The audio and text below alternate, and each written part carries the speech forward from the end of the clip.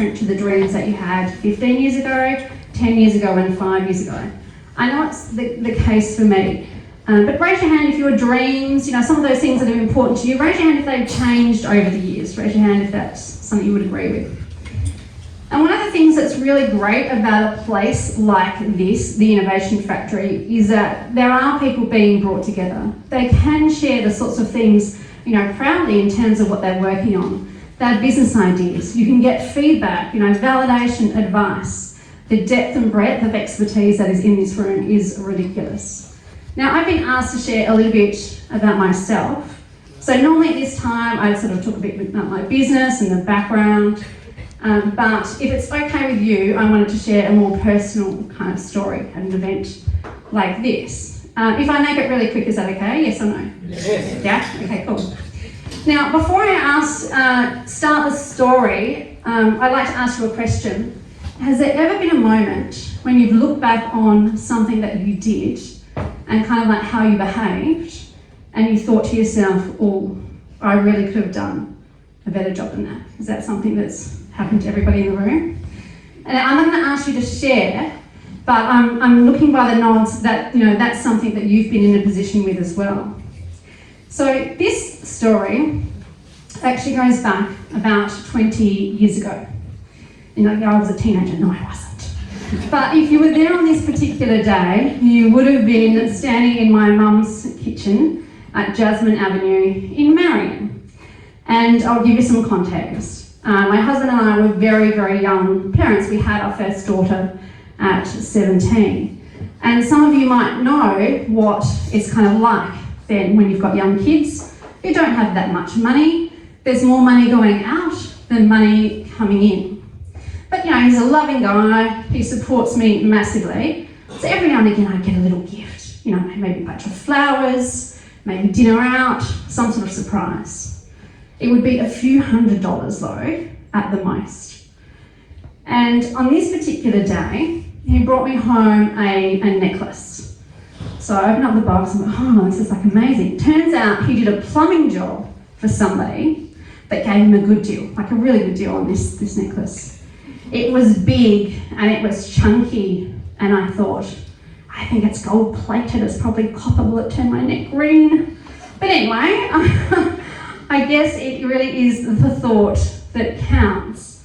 But I would have liked something much smaller and more dainty and real gold. And I knew it wasn't going to be real gold because just at the time there was no way that he could afford something like that.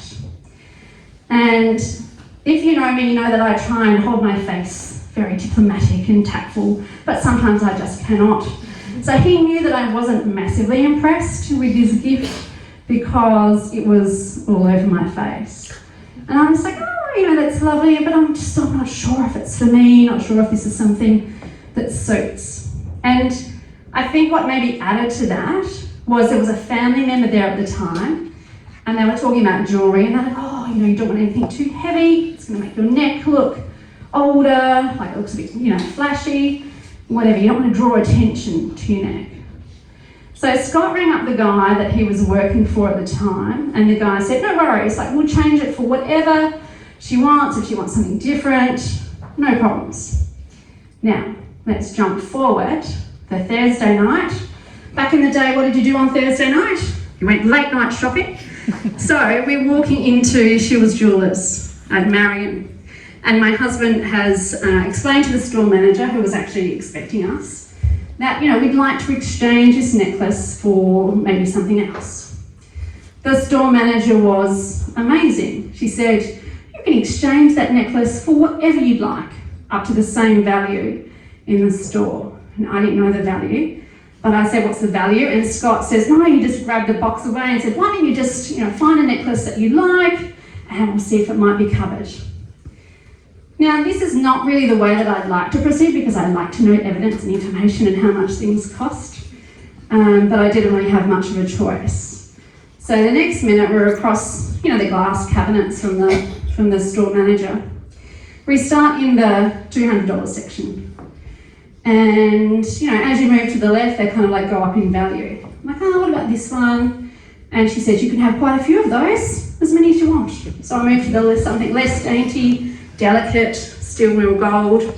What about this one? So if you want this, you can have it. What else would you like to go with that? And this kept going until we were in the section where things were over, quite a few $1,000s. This is like 90s, this is significant kind of investment. I think the manager looked back at me and she's like, she's crazy. What is she even thinking? You're ungrateful, whatever else. But she didn't say anything, she was massively professional. We moved to the left just a little bit more and we were at some of the most expensive necklaces in the store. I'm embarrassed to ask if I could have that one, so I say, oh, that one looks quite nice, I quite like that. And you can understand like dainty, delicate, no, that's all gone by now. And the salesperson, the store manager said to me, Wendy, that is the exact necklace that you have. And I'm like, but why is it so much? She's like, because it's real gold. And I'm like, I just want to take a moment or two to have a think about whether or not I want to change it. And she said to me, look, if somebody bought me a necklace like that, I would be so grateful and I would never take it off.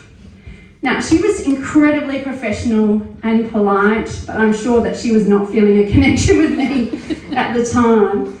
But it does turn out that we do have something in common because, funnily enough, if somebody bought me a necklace like that, I would be grateful and I would never, ever take it off. In fact, it's been 20 odd years and you probably could count the days on, one hand that it's been off my neck. And you might be thinking, okay, this is great, but we're at a business event, what's the takeaway? And how does this kind of relate? So firstly, validation is absolutely key. You see, I've got a role as the entrepreneurship facilitator. People talk to me all the time. Like I've probably heard any and every business idea almost under the sun.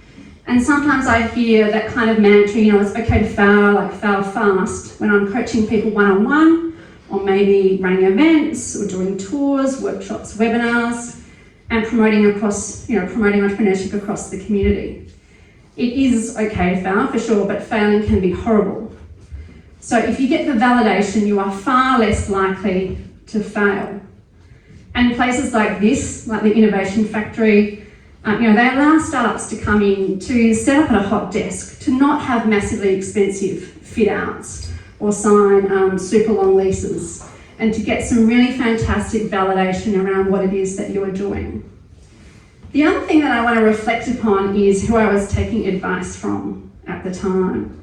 So if I was to stick with the advice that you don't want anything too big or too chunky, I would have missed out on something that's brought a lot of joy and I've enjoyed for such a long time. But then again, taking advice from the store manager was the best thing I could have done. So if you think about this, if validation is not coming from a valid source, then it is invalid. And there's one more takeaway, which I know there's a lot of demonstration of this kind of value in a community like this, and it is to always be kind to people. Now the guy that organised that necklace, well, he did do my husband a pretty good deal. He had a big impact on our lives. And you'll probably guess that there's lots of other lessons that I learned from that whole experience. And he will probably never know the kind of big impact that he had, but he might know now. So if you're exploring a business idea, starting or scaling up, then you need lots of positive support around you. And what I'm going to do now is introduce to you the Deputy Lord Mayor. Now, the City of Adelaide has been such a long supporter of entrepreneurship in our city and our state more broadly.